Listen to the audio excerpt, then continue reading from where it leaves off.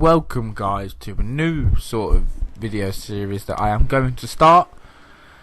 It's going to be me speaking about my thoughts of the Grand Prix that happened this weekend. This week was China, which is round 2 of the 2017 season. I'll give you a quick rundown of the order. So in P1 it was Hamilton, then it was Vettel, then Verstappen, so that was the top 3. Then it was Ricciardo, Raikkonen, Bottas, Sainz, Magnussen in P8 there for Haas. Perez, Ocon, so that's the top 10. So both Force Indians in the top 10. And now it is Grosjean, Hulkenberg, Palmer, Massa, Ericsson. And for the drivers that retired, it is Alonso, Kvyat, Stoffel Van Dorn, Antonio Giovinazzi and Lance Stroll. So, what do I think of this year's Chinese GP? I actually believe that was a really good race. It's the sort of race people are like, oh, it's not many overtaking because the DRS isn't working. But in the end of the day, when people say, yeah, we want real overtaking, like it was in 2000s or whatever they're bloody saying. There was no DRS then, was there, you stupid melons?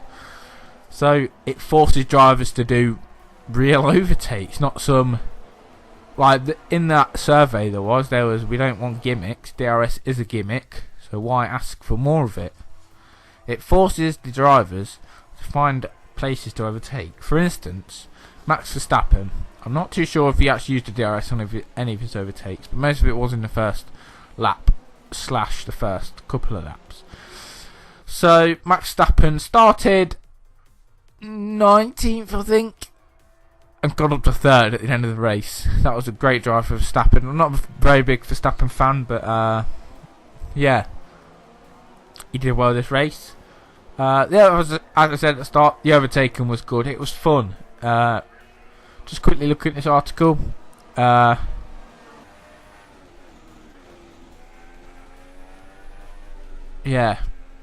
this bit here, it says last year's China had the most overtaking moves of the season, 128. So that was last year, and then this year they've put this year there were 38, but it was quality over quantity, which is absolutely true.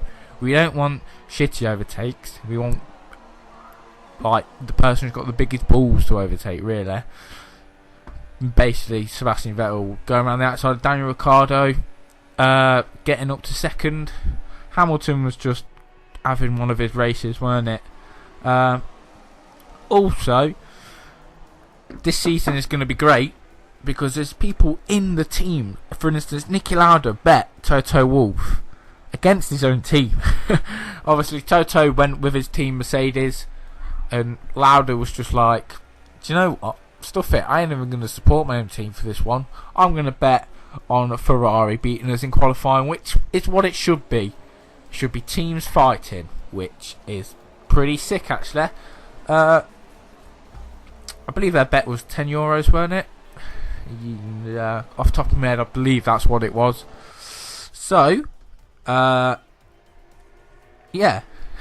Also, we had quite a lot of team radio, really, especially from one person. Well, 2 people.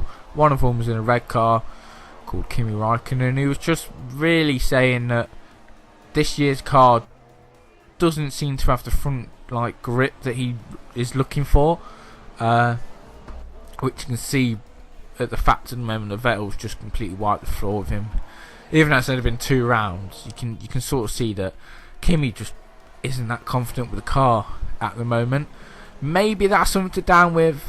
Hang on, what the hell? Maybe that has something to do with the fact that there was no free practice session, so Kimi couldn't fine tune the front end of his car. Because as you can, as we've seen in the past couple of years, once Kimi's got a car with a good front end, like for instance, sort of last year for the Ferrari, Kimi's pretty much Bit of a match for Sebastian Vettel, my favourite driver, so I'm probably going to be a bit biased towards him. But the other man I mentioned is in a black and orange car, which is the McLaren Honda. Which McLaren Honda, they had an absolutely awful race again. The Honda broke down first with Stoffel van Dorn, and then for Alonso, it wasn't actually the Honda engine that broke. It was actually a McLaren element of the car. It was the drive shaft, I believe, that was just literally broke itself into pieces. As you can see on the slow motion shot of the car when it was coming past, there was a bit of smoke coming out, which this obviously isn't good. And yeah, one man started the race on soft tyres, no, super soft tyres. That was Carlos Sainz. I'd like to say the strategy worked out for him, but unfortunately, the first 2 laps they were completely awful. Was it the third or the second lap? He spun going into the first corner, like he just got around the first corner, going to turn in for the right-hander bit, and then spun, and then as he was spinning the car around again to get going, he then went on the grass, and then spun, hit the wall. When I saw him hit the wall, I was pretty sure then that he must have had some damage to his bloody car, because it was a fair old thud to the back, but he got away with it, and Carlos finished a pretty decent position. I can't remember where he finished.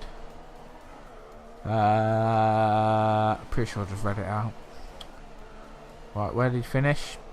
Just going to read it out now. He finished 7th, which was actually great. Got 6 points. He was the only car.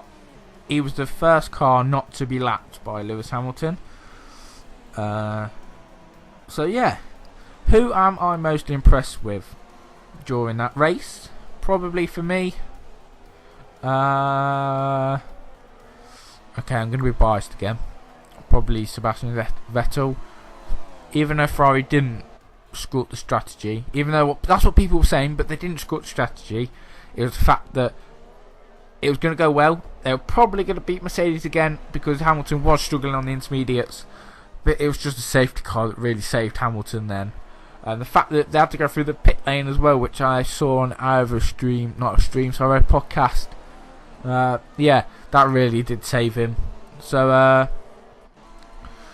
probably my second person that I'd say I'm quite happy about, probably Magnussen actually. Got 4 points for Haas in 8th, I should say, which is good. He's beaten his teammate Grosjean by 2 places or 3 places. I don't really know how you want to see that. Hulkenberg has outperformed Palmer again. No surprise there, as Palmer is probably the shittest driver in the world. Well, he's probably Maldonado in disguise, really. But yeah, if you guys want to see more videos like this with my view of the Grand Prix that weekend, I will see you guys maybe next week. Yeah, next week for Bahrain. So I'll see you guys then. Goodbye.